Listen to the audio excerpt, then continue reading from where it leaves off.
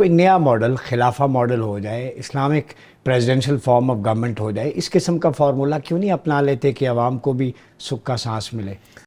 جی, جو آئین ہے پاکستان کا یہ بڑی مشکل سے طے ہوا ہے اور ایک بڑے تلخ تجربے کے بعد اس کو جو ہے اپنانے میں پاکستان کو کافی دشواریاں ہوئیں. مختلف آئین بنتے رہے, ٹوٹتے رہے, لیکن یہ والا جو ہے پاکستان کو 2 لخت ہونے کے بعد یہ جب اڈاپٹ ہوا تو اس میں یہ ہے کہ سوچ بچار یہ تھا کہ ایک power sharing formula between federation and provinces وہ پاکستان کے اصلی جو اس وقت کے مسائل تھے ان کو حل کرنے میں کافی کامیاب ہوگا. لیکن وقت کے ساتھ کیا ہوا ہے کہ جو ہماری انتظامیہ ہے در حقیقت یہ مسائل کا حصہ بن چکی ہے, نہ کہ یہ ان کا حل.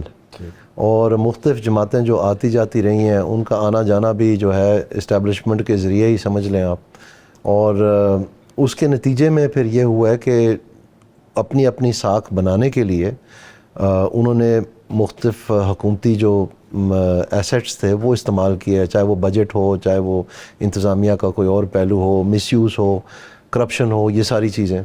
اور اس کے ذریعے سے یہ جماعتی ڈھانچے جو ہیں ہمارے ملک میں تیار ہیں, اور ان کو اصل میں چلانے والے بھی بیوروکریٹ ہی ہیں. یعنی اگر آپ نون لیگ کو دیکھیں تو اس میں پہلے ایک سعید مہدی صاحب ہوتے تھے, اس کے بعد آپ فواد حسن فواد صاحب کو دیکھ لیں, اس کے بعد آپ آہد چیمہ صاحب کو دیکھ لیں, توقیر شاہ صاحب کو دیکھ لیں, اس طرح مختلف لوگ ہیں. یہی لوگ روٹیٹ کرتے ہیں ہر دور میں؟ نہیں, روٹیٹ نہیں, ان کی جماعتوں کے ساتھ وابستگی. اسی طرح پیپلز پارٹی تھی تو وہاں پر سلمان فاروقی صاحب تھے جب وہ لاسٹ ٹائم پریزیڈنٹ تھے, اور عمران خان صاحب نے وہاں صوبہ سرحد سے لے آئے ارباب شہزاد کو, اس کو پرائم منسٹر ڈیلیوری یونٹ کا ہیڈ بنا دیا, اور 100 ڈیز کا ایجنڈا اس بیوروکریٹ نے لکھے تھے.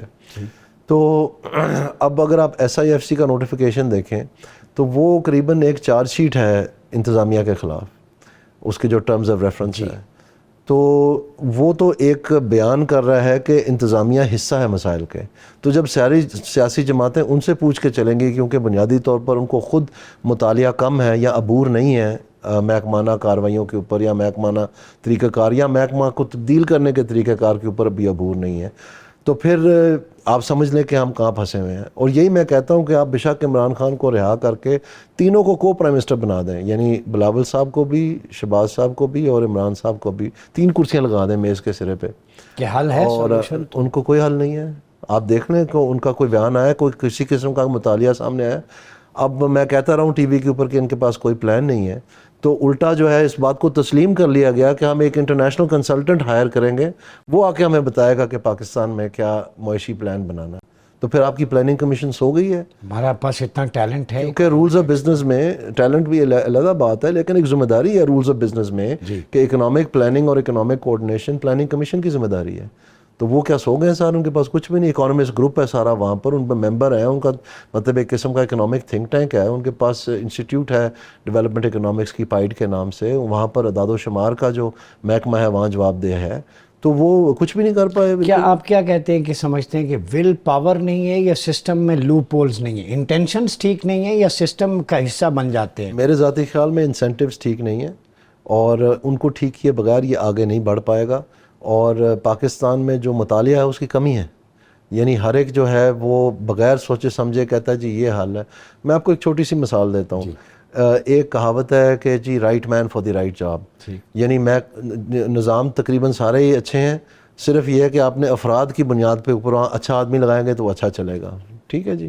ایک بیانیہ یہ ہے, ایک بیانیہ یہ ہے کہ یہاں پر آوے کا آوا بگڑا ہوا ہے, چہرے بدلتے جا رہے ہیں, جب تک نظام نہیں بدلیں گے تو یہ نہیں بدل سکے گا. تو یہ بالکل مختلف بیانیہ ہے, نہ کہ نظام بالکل ٹھیک ہے بس آپ چہرہ اچھا لگا دیں تو کام چل جائے گا. تو یہاں پر آوے کا آوا بگڑا ہوا ہے. پرابلم یہ ہے کہ یہ سب سیاسی جو ہمارے ہیں یہ ڈرائیور ہیں. پاکستان کو مکینک چاہیے. مکینک کو بھی گاڑی چلانی آتی ہے, لیکن وہ گیئر بکسا بھی کھول کے بند کر سکتا ہے, انجن بھی نیا ڈال سکتا ہے. تو یہ ان میں صلاحیت نہیں ہے. انتظامیہ کہتی ہے کسی چیز کو ہاتھ نہ لگائیں, یہ بالکل ٹھیک ہے, سب اچھا ہے. تو اس جگہ پہ ہم پھنسے ہوئے, اور اب درگزر ہم کرتے رہے قرضہ لے کے, یعنی 2008 سے قرضہ ہم نے لینا شروع کیا, اور 3 حکومتوں کے دوران یعنی پیپلز پارٹی کی 2008 سے 13 تک نے خوب دبا کے قرضہ لیا, پھر نون لیگ کی گورنمنٹ آئی 13 سے لے کے 18 تک خوب دبا کے قرضہ لیا, اور پھر عمران خان کی آئی 18 سے لے کے 22 تک, تو انہوں نے بھی قرضے کی حد ہی کر دی. اب کوئی ہمیں قرضہ دینے کے لیے تیار نہیں ہے.